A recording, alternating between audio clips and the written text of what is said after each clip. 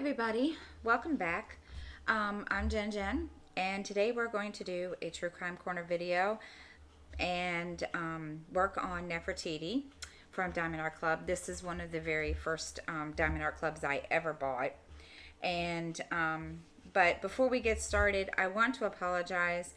Those of you that know, it's been a month actually since I've recorded a True Crime Corner video. And reason being, those of you that know or have been watching, I took my started a class for my Maryland life and health insurance.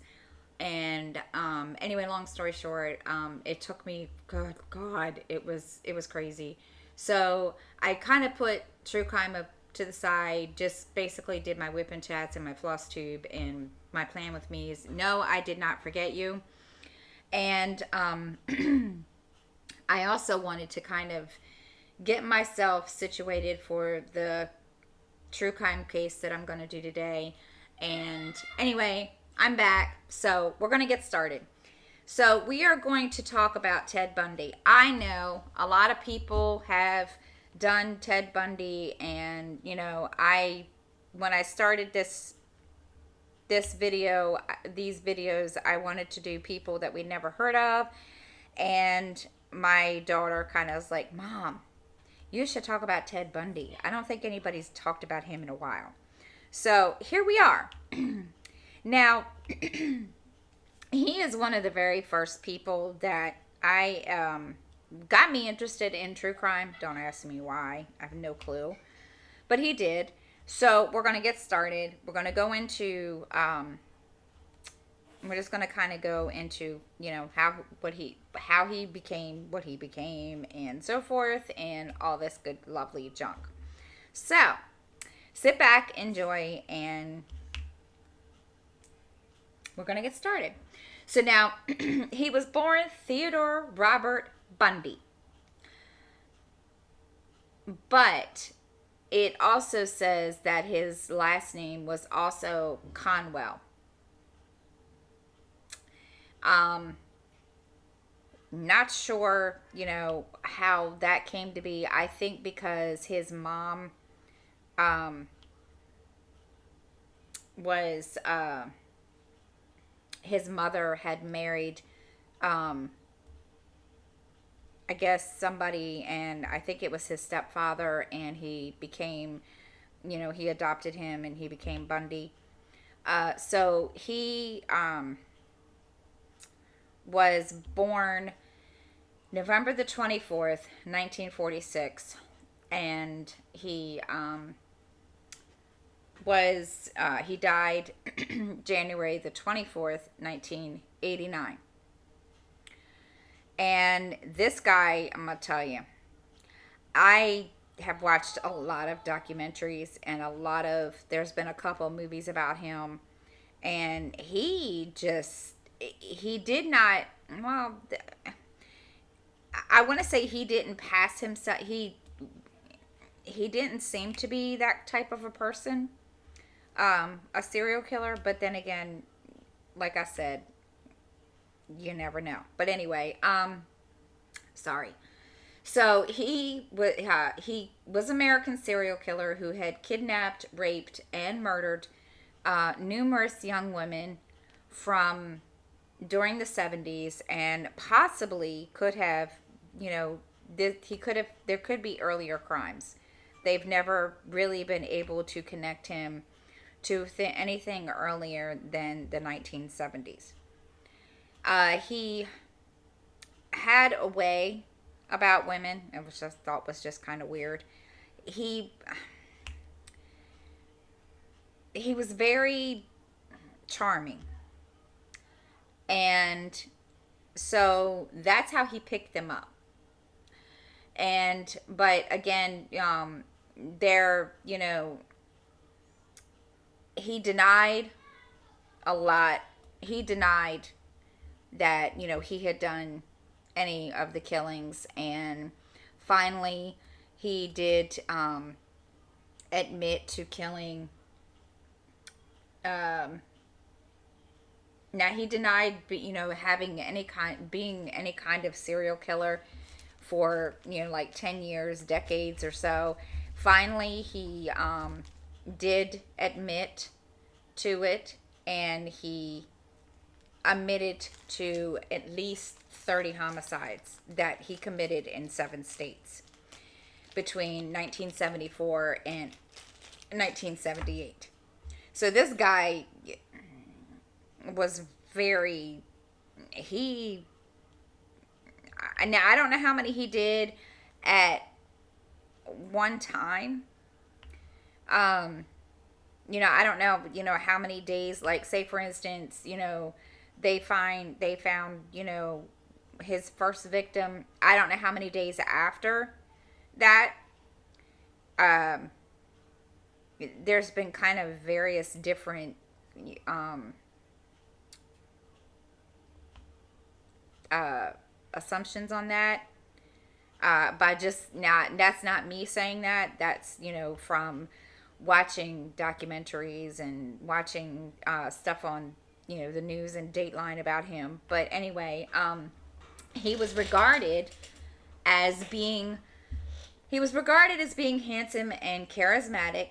These were traits that he used to win over women, and so that he could commit the commit murder. Um, he uh, he would typically approach the women in public places, and he would feign, he would say with some kind of injury, claiming that he was injured and so forth, or being disabled, just to get them to help him. And that was his way of getting women to, in just luring them in. And to be truthful, it works. It worked. I'm not saying that from personal experience, but I'm just saying that's what, yeah. Um, so he did this, and he would knock them unconscious, and then take these women to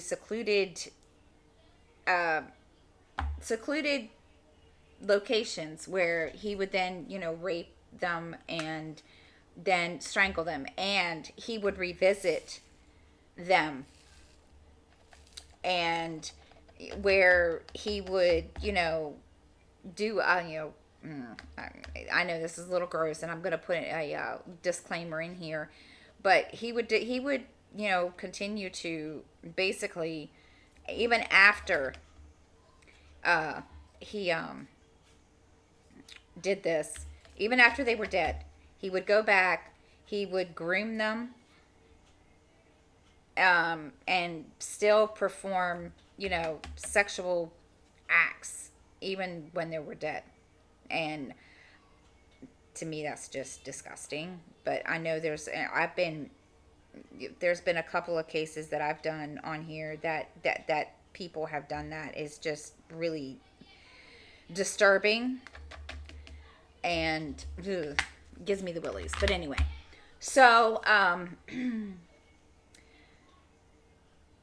and he would do this until either the elements would end up decaying the bodies, or animals would end up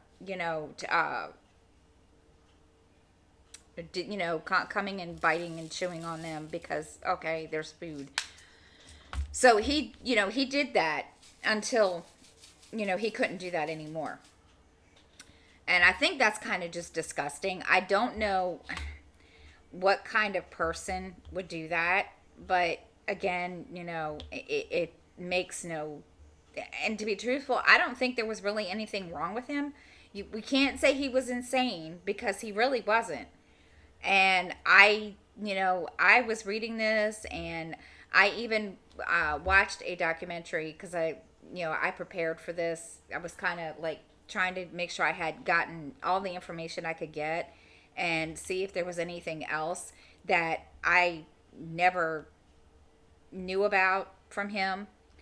And he didn't seem to be insane. He just there wasn't any there he wasn't there wasn't anything mentally wrong with him. He was just this man that um just, felt okay, I'm going to do this. And he was very his he had a really really big ego, and that, they never, and I do not believe that they ever tried to claim that he was mentally incompetent. um I, again, really really read really really hard and looked really, researched this a lot to see, and no, he was never mentally, I don't, at least I don't think. Now, they never say, but by just watching some of the recordings and listening to him, he did not seem to be a mentally incompetent person.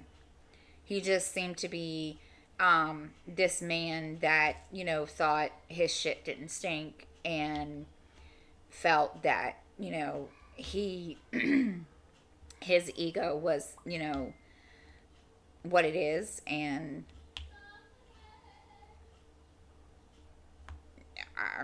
I just, so now the next thing is he decapitated 12, at least 12, and kept some of their severed heads as mementos in his apartment, which again, very disturbing.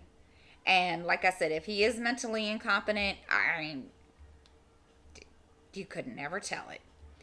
Um,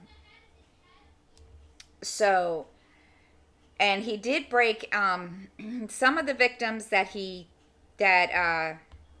some of his victims, he did break into their homes to take them from their homes, and he bludgeoned them before, he would take them, and he would do it while, they were asleep. Now, in 1977 or 1975 in Utah, he was arrested for, what was he arrested for? He was arrested for aggravated kidnapping and attempted criminal assault. And he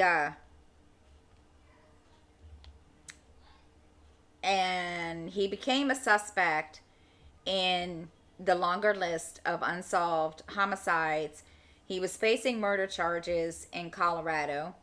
He engineered two dramatic escapes. Let me tell you something. And I thought it was kind of funny because um, one of the escapes that he, managed to do, he described very, very, well, he didn't describe it. It was, one of these escapes was in Colorado. And, well, yeah. He, I don't know why. Now, this is where I kind of think it's kind of weird. He, okay, as you know, it is, kind of, mandatory or whatever for all prisoners to be handcuffed. And somehow or another, he was able to be unhandcuffed. And I think the only reason was because he was helping with his defense or something. And he dramatically made the escape and climbed out of the window of of the courthouse and just, escaped. So this guy just, um so we're going to get into his childhood life, and I know I went all backwards on that, but I'm going to go into his childhood, and then we're going to, get into the whole case. I just kind of wanted to give you a little background on him, even though, we probably know who the hell he is. But anyway, he was born on November the 24th, 1946, to Eleanor Caldwell, also known as Louise, at the Elizabeth Lund Home for Unwed Mothers. So, obviously, he didn't know who his father was. Or, obviously, if she's in an unwed, you know, thing, she doesn't know who his, she doesn't know who the father is. Um, so by some account, now his father's identity has never been confirmed, but there are some accounts that state that it signs his paternity to a salesman and a former Air Force veteran and named Lloyd Marshall. And but again, according to others, there's never a father listed and so forth. Then there are some, Louise claimed that she had been seduced by a war veteran named Jack Worthington. And they listed him as Ted's father in their files. So, there's two people that, they're saying, okay, one person, could be the father, blah, blah, blah, blah, one of those things. Now, now for the first 3 years of his life, he lived in Philadelphia with his mother with his maternal grandparents, Samuel and Eleanor Cowell, who raised him as their son because they wanted to avoid the social stigma of that had accompanied, the fact that he was born out of wedlock. So basically, he was considered, their child. So he, even Ted was even told that, his grandparents were his parents. And all their family and their friends were told, this is our son. And he did eventually discover the truth.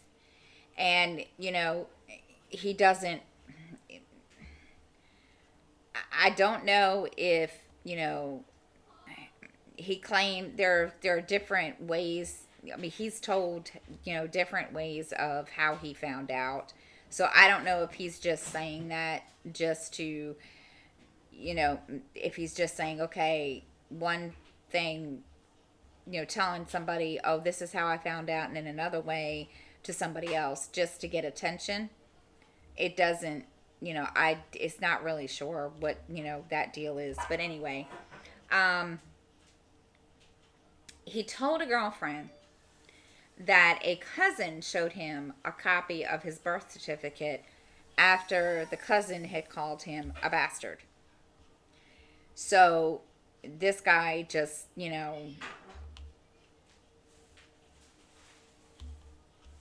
it sounds to me like his family, after they found out, didn't want to have anything to do with him. So it was kind of like, which, I mean, I don't know, because it doesn't seem like he really, really had that bad of a childhood.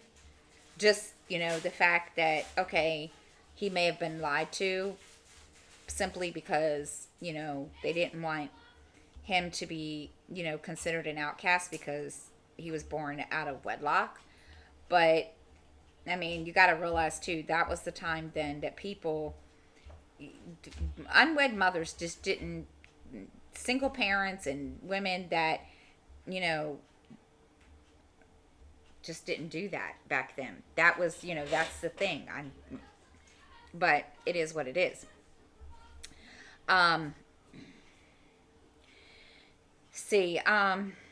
But he also, now see, this is again, like I said, he doesn't know. I don't know if he's just saying this because, he's, giving people conflicting, recollections just to whatever, but he did tell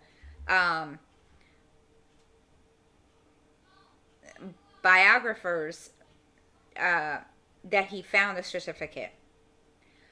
But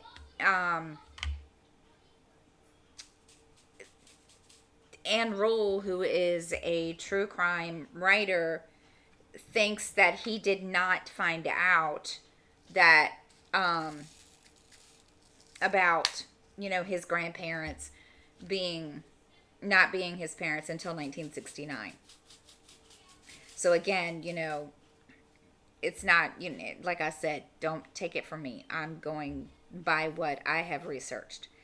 So now he expresses a lifelong resentment for his mother for never talking to him about his real father, and for leaving him to discover his true parentage by himself.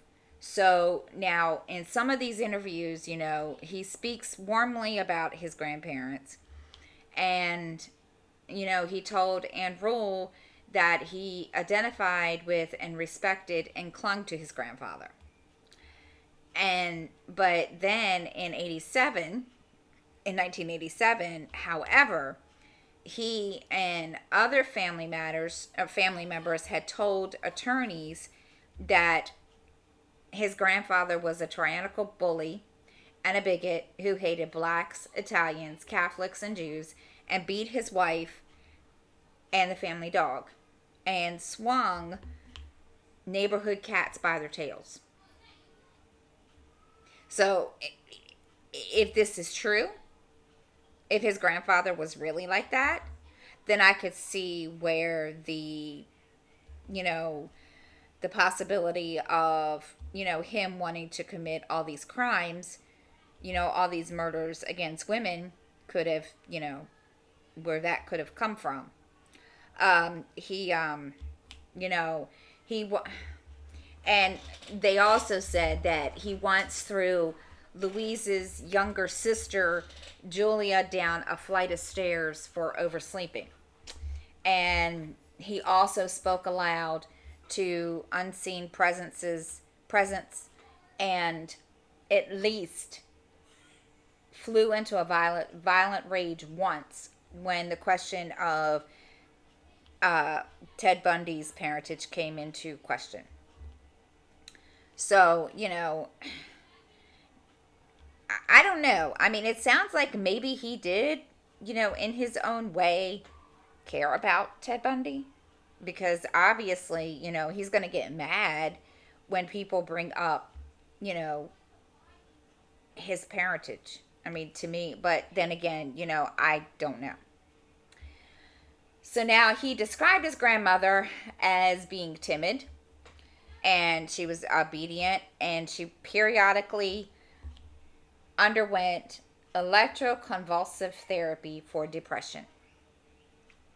Okay, to me, I mean, I get it. Back in that time, people really didn't understand what, mental illnesses like, depression and all that kind of stuff was. And of course, I don't consider that a mental illness. I consider it an emotional illness. But I could see why, that you got to realize that was the time. That's what it was like back then. It's not like now. It's just totally really, really strange now. So, or then, but, that's way back then. And I was just a baby then. So, don't really know much about, that kind of stuff. So she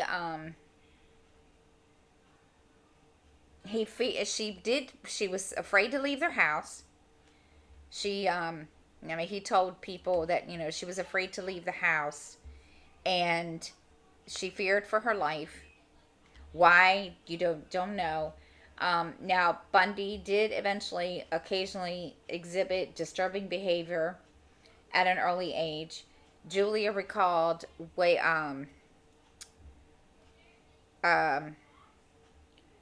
waking up from a nap to find herself surrounded by knives from the kitchen, and 3-year-old Ted Bundy smiling.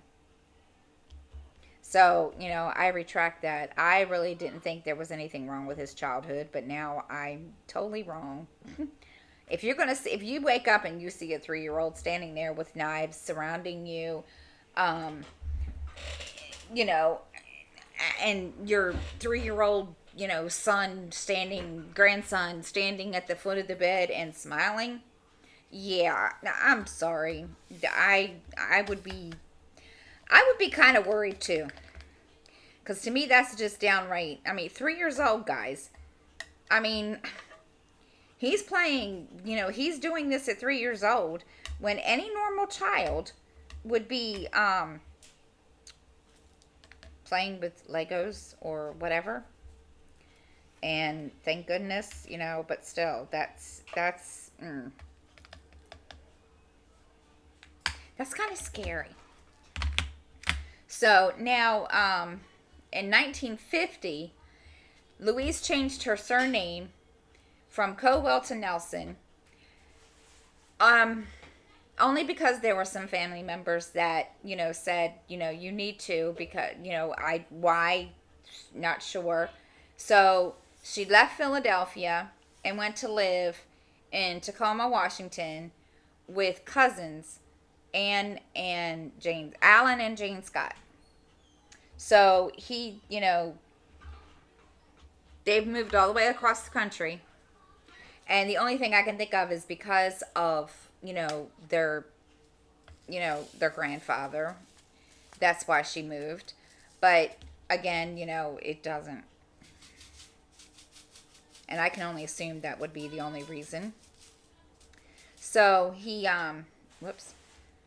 So they do. They moved to Tacoma, and as of course, that's where everything kind of starts. So that's, he's lived there, and so then in 1951, Louise meets Johnny Culpepper Bundy, and he was a hospital cook. And they get married a year later, and Johnny Bundy adopts Ted. That's how Ted got his last name, Bundy. And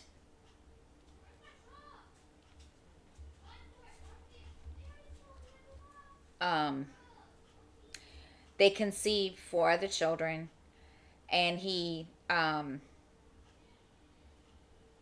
now I guess they got, Johnny, would do camping trips with the kids, and he did try to include Ted into these camping trips, but he remained distant, and he later complained to his girlfriend that Johnny wasn't his real father. And I kind of understand that. It's kind of, I've seen children, and my kids have gone through that too, where I've dated somebody and they didn't like them, and I can see where he would be coming from on that thing. Even though you know Johnny tries to you know include him in the family, and it's, I mean, he's not, from all counts, he's not a bad person. He just, he's trying to do the right thing, but he distanced himself, and he said that he wasn't very bright and he didn't make much money.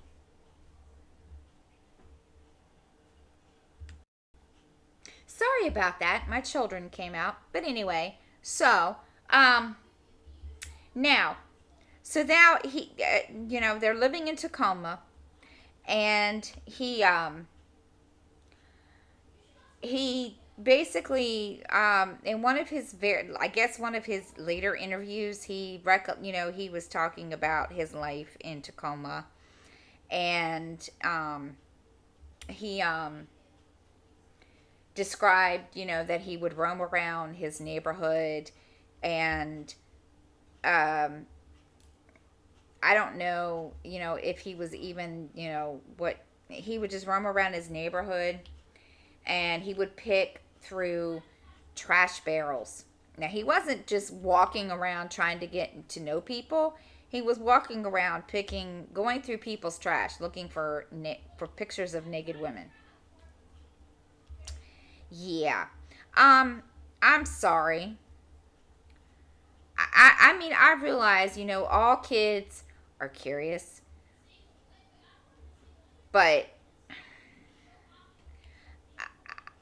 to be that desperate and go searching through a trash can, no. No. I'm sorry. Mm-mm. To me, that's, why would you pick through somebody's trash can? I mean, I get it. You don't want to get caught by, your parents or whatever and so forth, but really? Uh-huh. So now, um, he even he told another person.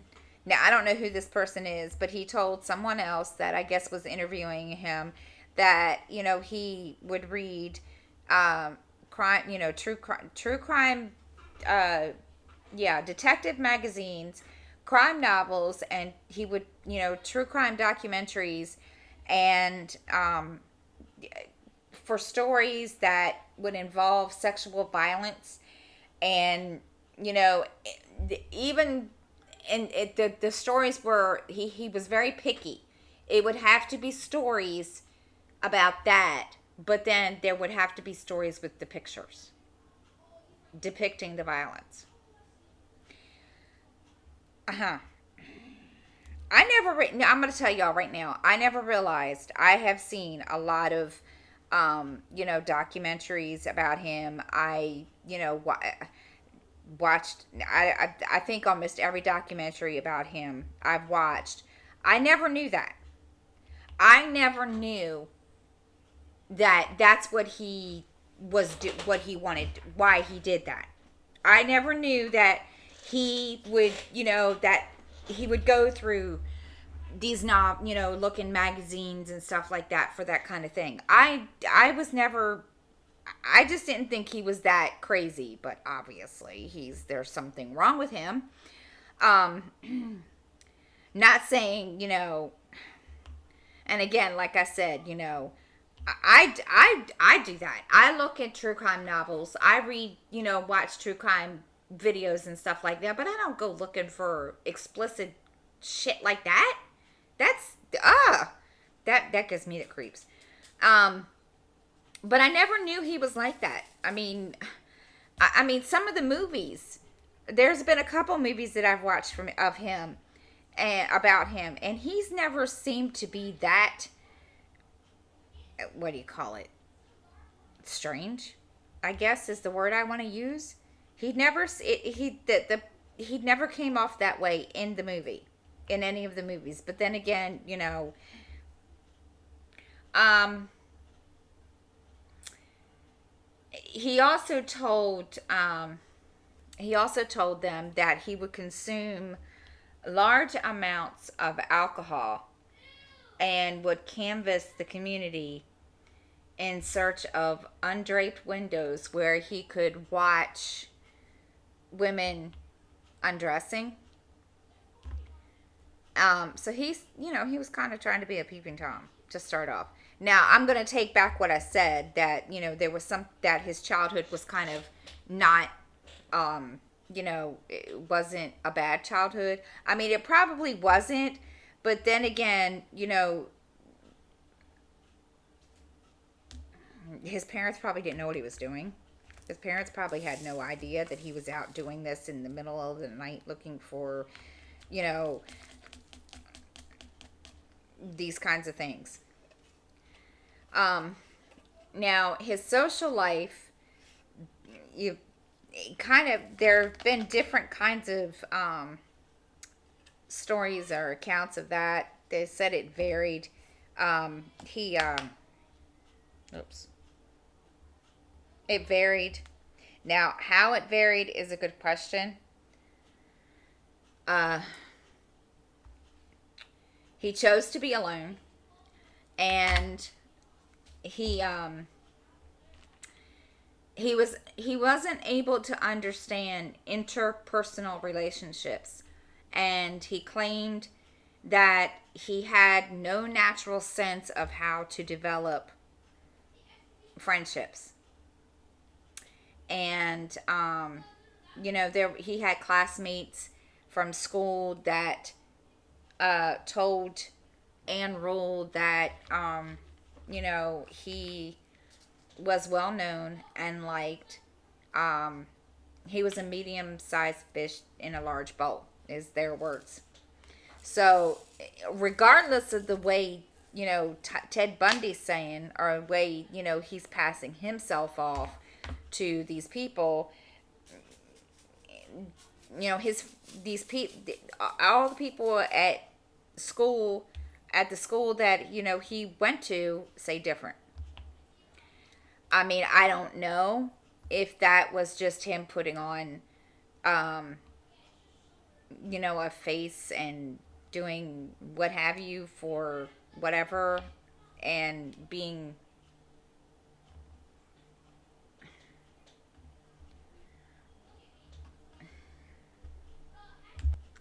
Okay. I apologize again. Too many interruptions today. Ugh. So anyway, but he was not a very athletic person, but he did like downhill skiing. And he, even though he liked to ski, he didn't have the equipment and he would steal the equipment. And he, during high school, he was arrested twice for burglary. And when he reached the age of 18, his record was expunged. So there isn't, which was customary, which I think a lot of states do that. I don't know. I, of course, again, didn't really, go in any further than that. Um, yeah, I don't know what other kind of information I'm going to be able to give you guys, because, this is all kind of, this isn't new to anybody. But, so now the university years, okay, now he goes to university. After he graduated high school, he attends the University of Puget Sound for 1 year before transferring to Washington University, or University of Washington. And he studied Chinese. And then he became romantically involved with a classmate, who was commonly known as Stephanie Brooks. Now, we don't know who she is, I guess because, she doesn't want to be known because of this. But that's what we're going to go by. So, he drops out of college and starts working, a series of jobs that paid minimum wage. And then he volunteers at the Seattle office for Nelson Rockefeller's presidential campaign. And on that note, I didn't know Nelson Rockefeller was running for president, had run for president. See how much I know. So he did that, and he became Arthur Fletcher's driver and bodyguard during Fletcher's campaign for lieutenant governor of the state of Washington. So now in August, Bundy attends the 1968 National Republic Convention in Miami as a delegate for Rockefeller. And shortly after, Brooks ends their relationship and returns home to California. Why she ended it is a very good question. She becomes frustrated as Bundy's she describes him as being immature, and she said he had a lack of ambition. That was what she why she became frustrated with him. So so now Bundy, is devastated because, she left. So he then travels to Colorado. And then further east, visiting relatives in Arkansas and in Philadelphia. And he enrolled for 1 semester at Temple University.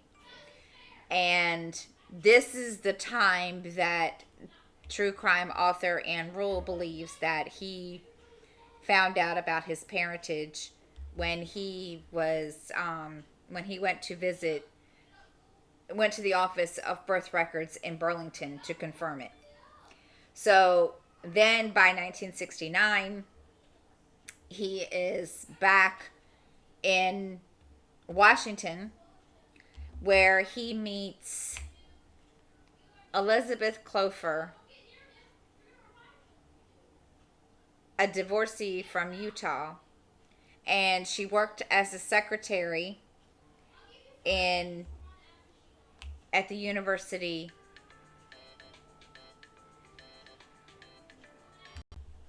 Okay, I apologize. Anyhow, so nobody wants me to record today. So then they have a stormy relationship. I don't know exactly why there's a stormy relationship, but I mean, as you guys know, like I said, there is nothing of him that is not known. If there is, I would be surprised. But and I'm sorry if you all have all heard this before, but I kind of, this was something I was planning. So now in 1970, he he re-enrolls in University of Washington University, and this time he enrolls as a psychology major, and then he graduates in 1972. Then he joins the then Governor Daniel Evans for his re-election campaign for governor. He poses as a college student, and he shadows Evans's former opponent and recorded his stump speeches for Evans's team. Then Evans appoints Bundy to the Seattle Crime Prevention Advisory Team. Now, mind you, I do believe that during this time, he's committing murders. This is just kind of his this is kind of his life. There's no talk of any, killings or anything yet. Now, like I said, he's probably committing crimes at this point, but, there's nothing has come up, criminally to kind of point his way yet. So Evans was reelected. Bundy was hired as an assistant. Then, 1973, he was accepted into the law schools of the University of Puget Sound and the University of Utah. Then, let's see, I'm trying to think. He then, he's still at this time dating Clover, and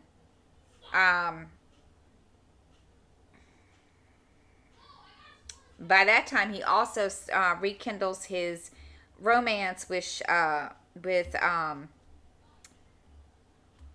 Brooks, and he's still with Clover. So, and neither one knew about the other.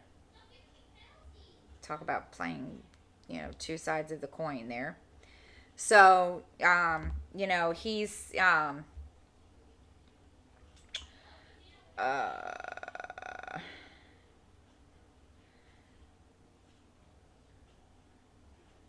he does eventually introduce Brooks to Davis as his fiance.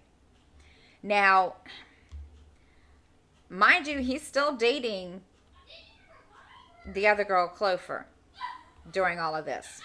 Okay? So then in 1974, he just breaks all contact. Doesn't want to talk to her anymore. Her phone calls and her letters go unanswered, and then a month later, he, calls her, and or actually no, she reaches him by phone, and she demands to know why he ended the relationship without an explanation. And he basically tells her, and this is him. This is him. I'm quoting what he says. Stephanie, I have no idea what you mean. And she never heard from him again. And he then later says that he wanted to prove himself, um, that he could marry her, but he basically it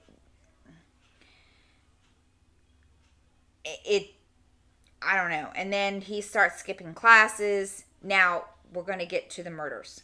Now this is the first two series of murders that happen. Um,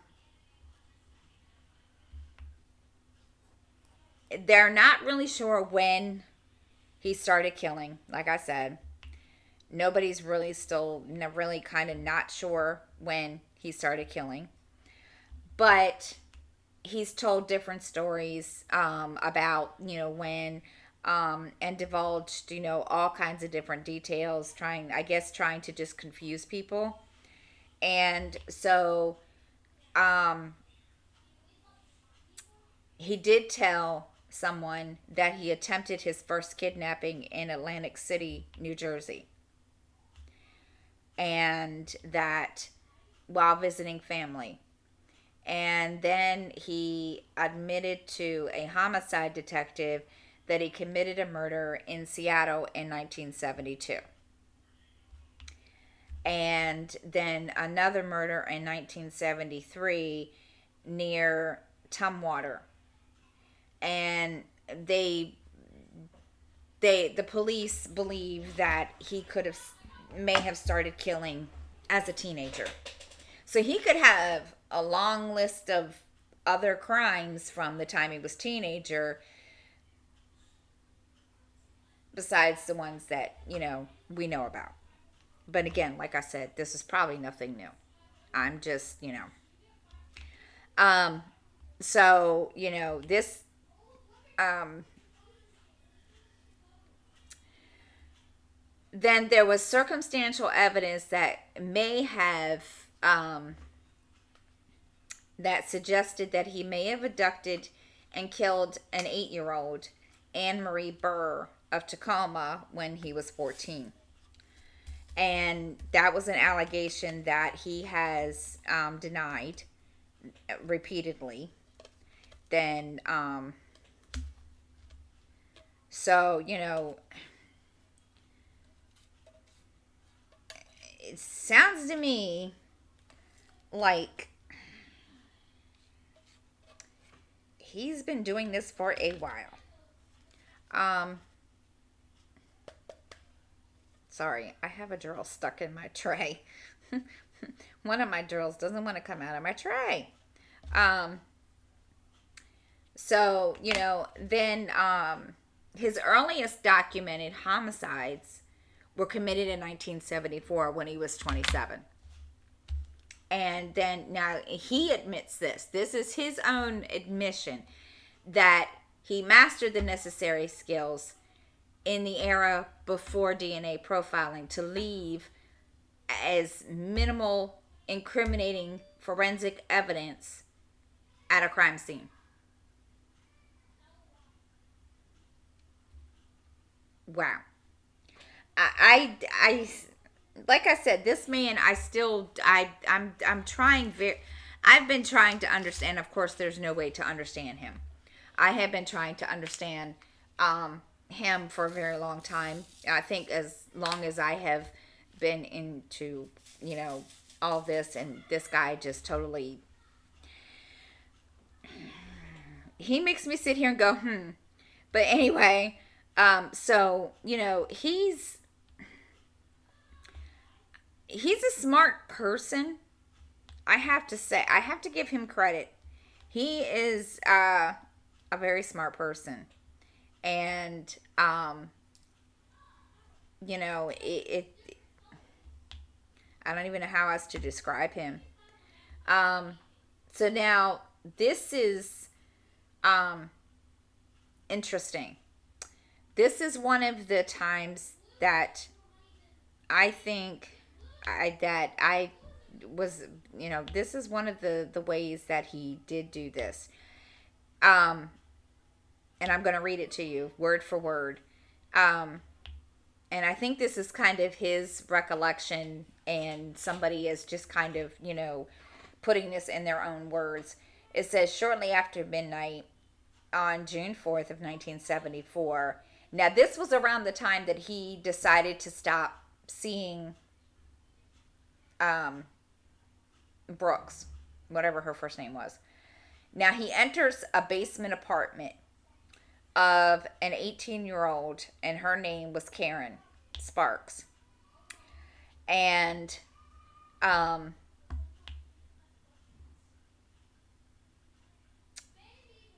she was a dancer, and she attended the University of Washington. So, it could have been that he knew who she was. Okay. So, again, so he goes in there and he bludgeons her, hits her over the head with knocks her senseless. I don't know how many times with a metal rod from her bed frame. So, mind you, she's asleep. And he breaks into her basement apartment and beats the living crap out of her. And then he turns around and, sexually assaults her with the rod. Now, I will be putting a warning at the beginning of this. She remained unconscious for 10 days, but she did survive. And then again in February, on February the 1st, he does it again. He breaks into the basement room of Linda Ann Healy. She was an undergraduate who broadcasted morning weather reports for Skyers. He beat her unconscious, dressed her in blue jeans, a white blouse, and boots, and carried her away. What his purpose of that was, I'm not quite sure. I don't know if he was going to I don't know if that's one of those things where he's going to keep her. I don't really know.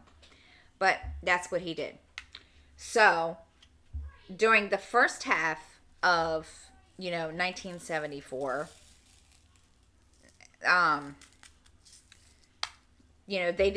there were female students that disappeared at the rate of about, one per month. And on March 12th, Donna Gail Manson, a 19-year-old student, left her dormitory to attend a jazz concert and was never arrived. Then on April the 17th, Susan Elaine Rancourt disappeared while on her way to her dorm room after an evening advisors meeting, and she never made it to her dorm room. Then May 6th, Roberta Kathleen Parks left her dormitory at Oregon State, south of Seattle, to have coffee with friends, but she never arrived. Now, the investigation is now, starting to, they're starting to investigate. So, mind you, it doesn't matter if they're investigating. They still, he's still doing whatever he's doing. And, he does,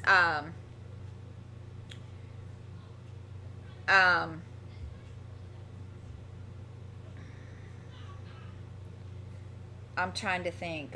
He does, commit all these murders. I mean, there's so many. There's a lot of people, a lot of girls, and I don't want to, like go into everybody's names, but um, the last one um, was that what was her name? Her no, George Ann Hawkins. She vanished while walking down a brightly lit alley between her boyfriend's dormitory residence and her sorority house. The next morning, three Seattle homicide detectives and a criminalist combed the entire alleyway on their hands and knees, finding nothing. And so, after her disappearance was publicized all over the news, there are eventually witnesses do come forward stating that they saw a man on a pair of crutches that I guess confronted her or came to her and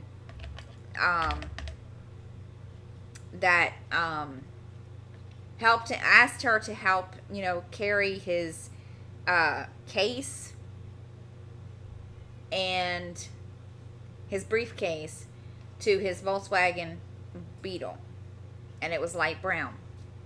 And he then tells the detective that he lured her to his car before rendering her unconscious with a crowbar, and then he handcuffed her and drove her 20 miles east of Seattle, where he strangled her and spent the entire night with her body. I won't tell you what he was doing. I mean, it's obvious what he was doing. Okay, so now we're going to skip ahead a little bit because I don't want you all to be on here for 2 hours. So again, he gets arrested, and I remember I told you that he, did this lavish escape attempt in Colorado. Now, he ends up in Florida. Okay? He ends up in Florida, and he does no, I'm sorry. He gets arrested in Salt Lake City. Okay? In 1975. And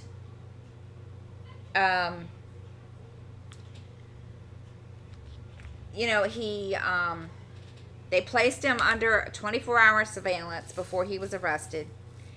And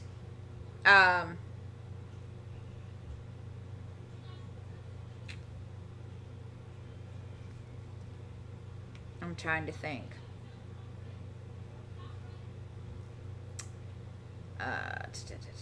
So they put him in a lineup on October the 2nd, and one of his victims, did identify him, and they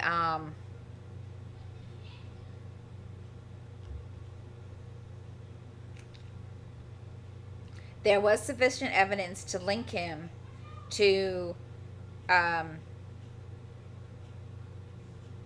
a woman named Deborah Kent, but they had enough to charge him for aggravated kidnapping and attempted criminal assault. He was freed on $15,000 bail, which was paid by his parents, and then he did go. He spent most of the time between his indictment and his trial in Seattle, living in Clofer's house, and Seattle was even looking at him for crimes, but they didn't have enough evidence to arrest him. So, there was a lot of people that were looking for him. And I thought it was funny how he was found out, because, and I don't know if this part is true. I really don't. But he was found out because of somebody. I can't remember. Somebody knew him or recognized him or told somebody that the sketch looked like him. and it kind of went from there. So he's 1976. He stands trial for the kidnapping of, for kidnapping, and he waives his right to a jury trial to the negative publicity. After a 4-day bench trial and a weekend of deliberation, the judge finds him guilty of kidnapping and assault. He was then sentenced to 1 to 15 years in the Utah State Prison. In October, he was found hiding in the bushes, okay, in the prison yard. Now,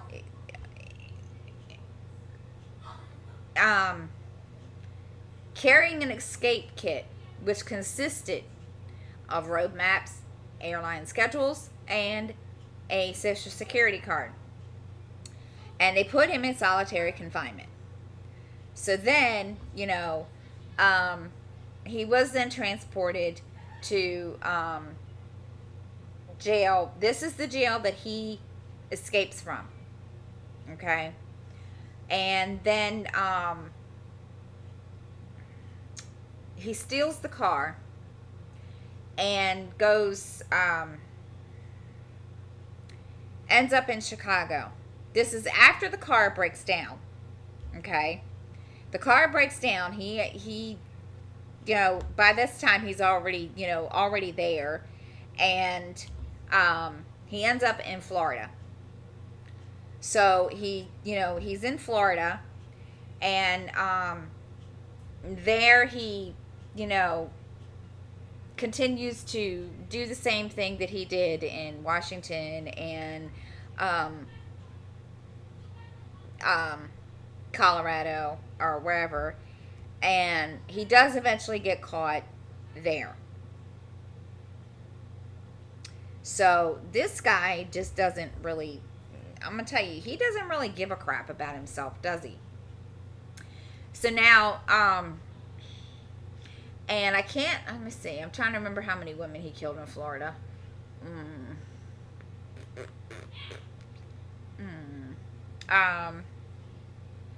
1, 2, 3, 4, 5, 6. Okay. Now he's already, he hasn't been in Florida long, and he's already killed 5 people. Now this is what is really, really freaking scary. And I just think this is just, this guy's got some balls. I'm telling you. He's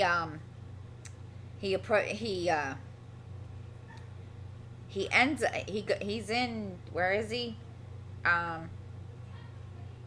Jackson. He's east of Jacksonville. And in a parking lot, he approaches the 14-year-old daughter of the Jacksonville Police Department's chief of detectives, and identifies himself as Richard Burton Fire Department, but kind of retreats because her older brother comes out. So yeah, and basically he challenged Ted Bundy. So then he backtracks to another city where a 12-year-old girl is summoned to the office to pick up a purse, and she never returned to class. So now, he ends up